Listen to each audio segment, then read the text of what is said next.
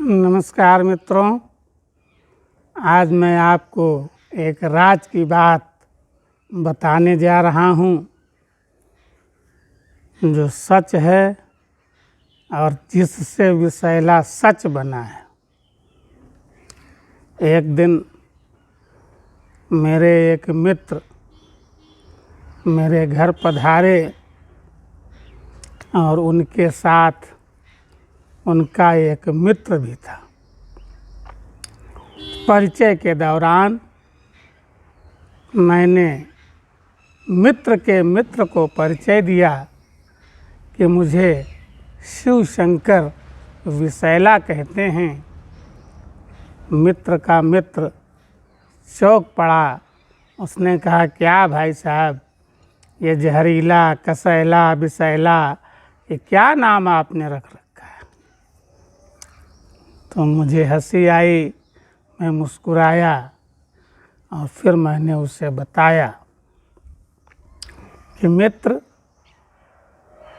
संसार में विष ही एक ऐसा शाश्वत सत्य है जिसे हमको आपको समझने की ज़रूरत है। जगत कल्याण के लिए समुद्र मंथन के दौरान जब विष की उत्पत्ति हुई तो उस हलाहल के कोप से बचने के लिए सभी देवी देवताओं ने भगवान भोलेनाथ से प्रार्थना की। तब भगवान भोलेनाथ ने जग कल्याण के लिए उस हलाहल विष का पान कर लिया और उसे अपने गले में धारण कर लिया। इसीलिए उनका नाम नीलकंठ पड़ा। जहाँ तक मेरे उपनाम विषैला की बात है, वह भी इसी सत्य से ओतप्रोत है। मेरा अपना मानना है कि विष ही इस संसार का शाश्वत सत्य है, अमृत सत्य नहीं है। अमृत में भ्रम है कि मैंने अमृत पान कर लिया है, मैं अमर हो गया हूँ, अब मैं मरूंगा नहीं। कब तक? जब तक कि वह मरता नहीं है। अमरता का आशीर्वाद तो बहुत कम लोगों को प्राप्त है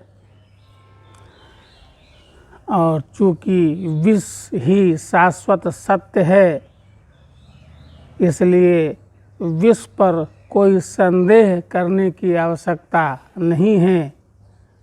अगर आपको विष पर संदेह है तो विष का पान कर कर देखिए। अगर विष होगा तो अपना काम कर जाएगा। अमृत में तो भ्रम है।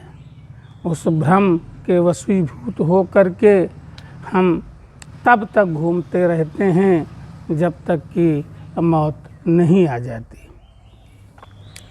इसलिए विष को सत्य समझें, और सत्य इसीलिए कटु होता है, लेकिन विष का एक प्रभाव यह है, सत्य का एक प्रभाव यह है कि सत्य अप्रिय जरूर हो सकता है, कड़वा जरूर हो सकता है, लेकिन विष हमेशा दवा का काम करता है, प्राण को बचाने का भी काम करता है।